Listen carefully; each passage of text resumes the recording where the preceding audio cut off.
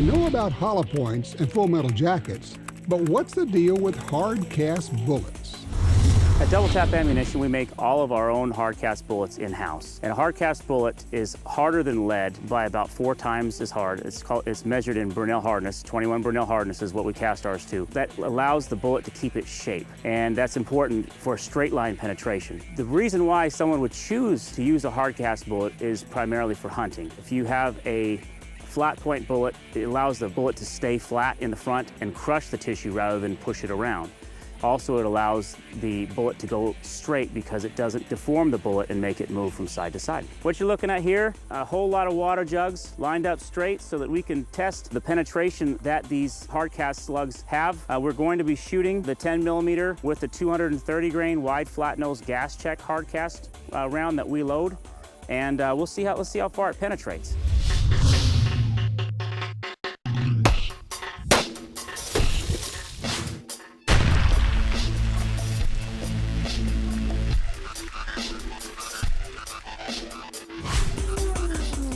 Wow, now look at this. 1, 2, 3, 4, 5, 6, 7, 8, 9. That's a lot of penetration. When you're hunting, straight line penetration is what you need. The typical defensive cartridge will go about 4 jugs deep. This is more than double the penetration, which is exactly what you need. When you need deep penetration, you need to use hard cast bullets. Questions come up, how fast can a single action revolver shoot? Actually much faster than most of the semi-autos. What I'll try to do to prove that today or show it is we'll cock the hammer, shoot the balloon on the right, move to the left-hand balloon, simply fan the hammer, holding the trigger down for the second shot. If I do it correctly, it should sound almost like one shot. So we'll give it a try here. I'm using my Ruger today in .45 Long Colt. Here we go.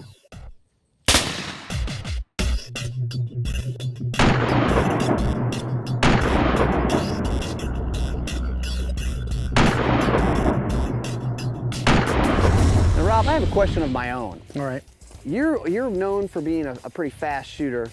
How do you shoot faster? You're not going to like the answer because it's going to sound like I'm being a smart It's going to aleck. be dumb, isn't it? Yeah, it's going to be dumb since you actually shoot the gun faster. That's the answer? Yeah, most people think the process is based on a desire to actually wish the gun would go off, but it's not, it's mechanical. Most people are slow in releasing the trigger. They've been taught either by accident or mistake that they should slowly release the trigger. Well, we're trying to be accurate and feel the reset and all that stuff. Right, but that doesn't actually add accuracy. The part of the trigger pull where you actually pull the trigger and either drop the hammer or release the sear or drop the striker, those are the things that control accuracy. Everything else only controls time. Okay. So if you want to shoot fast, don't think about shooting fast, think about resetting the trigger fast. Let me show you. The mistake that I commonly see is this. You'll fire the shot, and then they stay on the trigger and then release the trigger slow, and then shoot as soon as it comes back out, right? Yeah. Well, if you do that, that's as fast as you can shoot. You can only shoot as fast as you come off the trigger. Yeah, exactly, as fast as you come off the trigger. So to shoot fast, the only thing you change is how quickly you release the trigger. The trigger pull's the same. You know, if you can pull the trigger fast, like we worked on before, yeah. If you can jerk the trigger through smoothly and not move it off, you're never gonna miss the target. If you release the trigger slow, it can't be fast. So don't worry about pulling the trigger, worry about releasing the trigger. And let's see if it causes another problem. Okay, so I need to get off the trigger faster. So the way I teach you to do this is fire the one shot, start with your finger touching the trigger. Okay. Once you fire the shot, get off the trigger and don't shoot again. Okay. Go ahead, whenever. Perfect, do it again. Do it again. Do it again. Do it again. Now keep going. Now we have another problem showing up. See how the gun's starting to flop a little bit? Right. So the process of firing the gun is one element. But once the accuracy starts deteriorating because you start shooting vertical shots high or low, now we have to work on another thing. Okay, so aim the gun at the target, and now we have to work on grip. If you do the same thing you just did, I'm locking you up like this, go ahead. See how the gun doesn't move? Yeah. You can pull the trigger as fast as you want, it stays on the target, right? Right. You gotta learn how to develop that kind of grip strength without me helping you.